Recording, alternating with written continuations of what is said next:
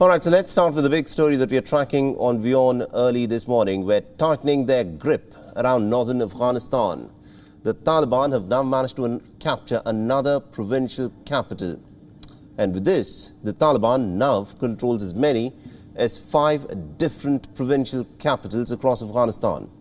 And the latest capital to fall is of the Takhar province, Taliban.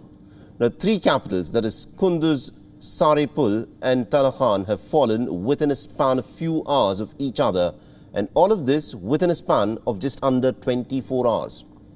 Now, early on Sunday, the Taliban had claimed to have captured the capital city of Kunduz, which is a major provincial town.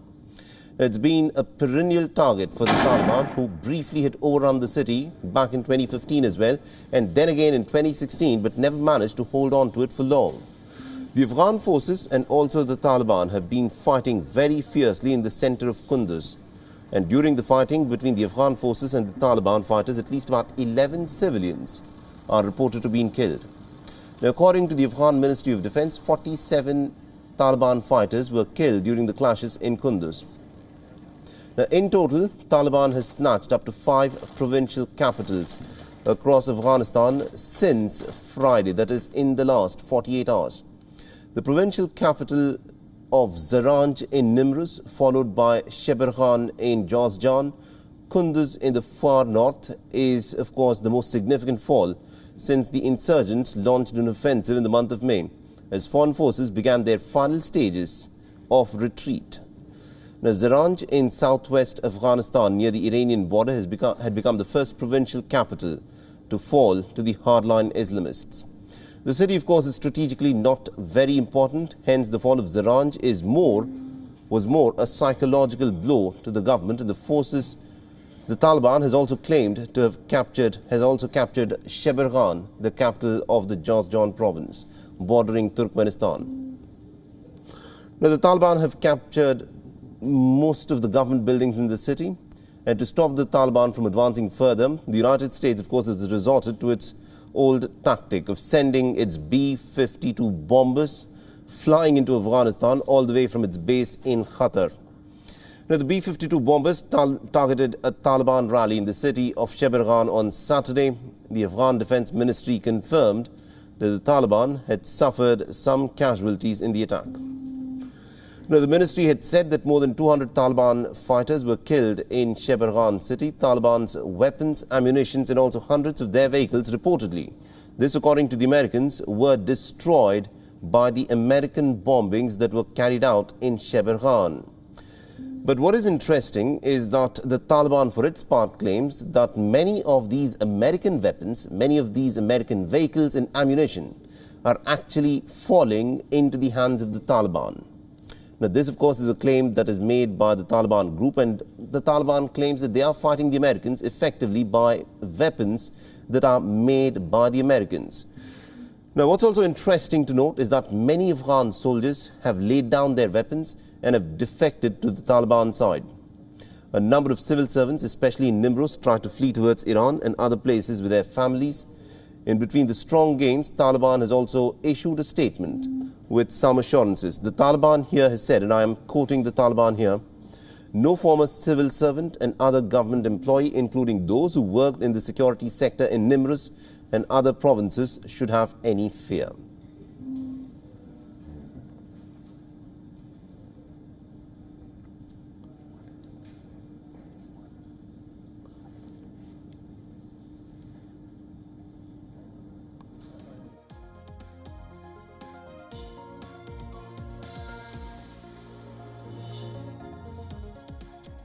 All right, now to give us more updates in terms of what's actually playing out in Afghanistan at this point of time, we are joined in by our correspondent Anas Malik, who's presently in Kabul. Good morning to you, Anas. This of course, is an extremely difficult time right now in Afghanistan. We're going to understand that as many as about 5 provincial capitals within Afghanistan have fallen to the Taliban. What's the latest? Absolutely, Saleh. 5 provincial capitals in a span of about 72 hours have been overrun by the Taliban. It started from Friday when Taliban claimed to have overrun the province of Nimruz, its capital Zaranj, which is a very important trade route with Iran. Then we saw Taliban surrounding Shabargan, the capital of Jawzjan as well. That is in up north. That is the birthplace of General Abdul Rashid Dostum. We saw the fall of Shabargan as well. Late last night, we saw a renewed Taliban attack on Takhar as well, and officials have been confirming that the city of Taloqan, which is the capital of Takhar, that is again in the north, has also fallen. Sar-e Pul, that is just down south from Mazar Sharif in the northern side of the country, has also fallen. So about 5 provincial capitals have been overrun, 4 of them being in the north and not in the south of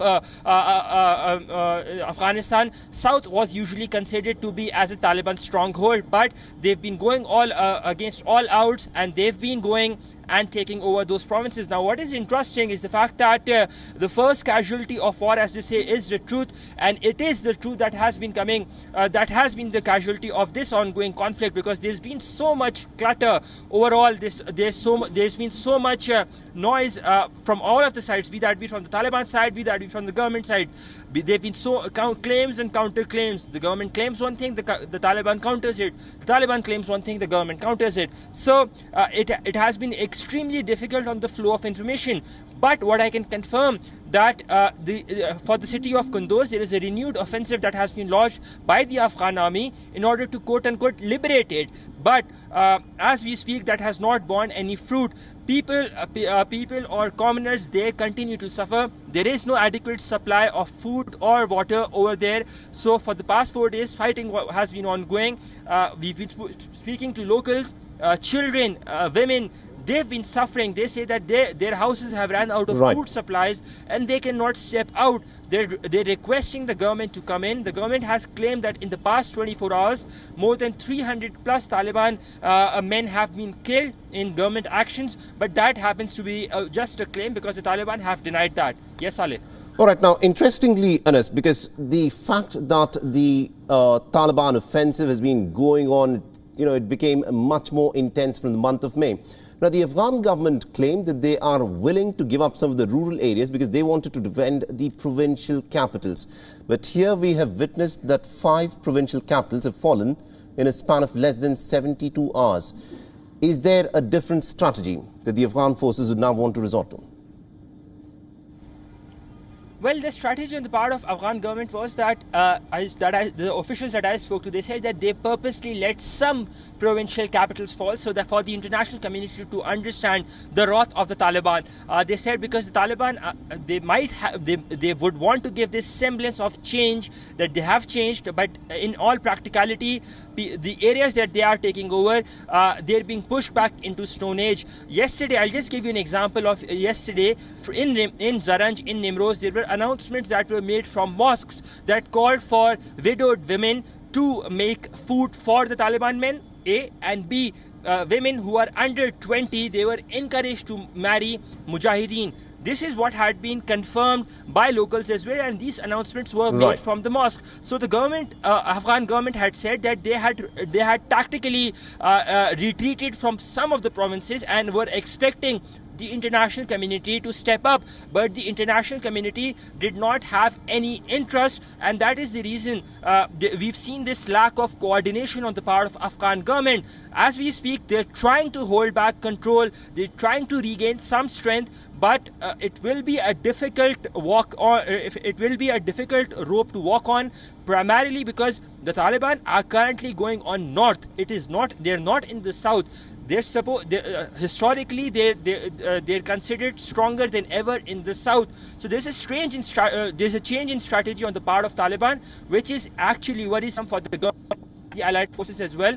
And the government is taking, one can say it's taking the cover of allied forces and their airstrikes in order to proceed forward. We've seen that happening in Herat, we've seen that happening in Kandahar, we've seen that happening in Helmand, in Lashkargah, and we've seen that happening in Shabargan, in Jawzjan as well. So if only the airstrikes do not take place, then the government would not be able to progress forward, and that actually indicates the lack of strategy on the part of Afghan government. Yes, absolutely, indeed. And before I let you go, Anas, I want you to weigh in a little bit about the American involvement in this counter-offensive by the Afghan forces. We are given to understand that the Americans carried out airstrikes on Taliban positions in the city of Sheberghan using their B-52 bombers. But despite the airstrikes that took place on Saturday by the Americans, the city has in fact fallen to the Taliban. So what is the level of American involvement now in ensuring that the Taliban do not make any further gains within the Afghan territory? Well, you rightly pointed out that the American forces had indeed bombed Sheberghan on Saturday, but that was a bit too late, primarily because Saturday afternoon, Saturday morning, in fact, Afghan Taliban had already claimed of overrunning Sheberghan, the capital of the province of Jozjan, which happens to be the birthplace of Marshal Abdul Rashid Dostum. So that came in a bit late, not just a bit, in fact, quite late. This is what the locals have been telling me. But the American involvement have been there. There is a semblance, rather, of American involvement. We've seen them sending USSF, the US Special Forces, in Kandahar to coordinate airstrikes. We've seen airstrikes in Helmand as well. We've seen airstrikes by the American forces in Herat as well. Interestingly, in Herat. So the Americans' involvement has been there, only when push comes to shove, not as active as how the Afghan government is bombing or is conducting airstrikes on what they claim are Taliban strongholds and what Taliban say are quote-unquote civilian hideouts or civilian areas. This is a clash or a conflicted statement coming in from either of the sides.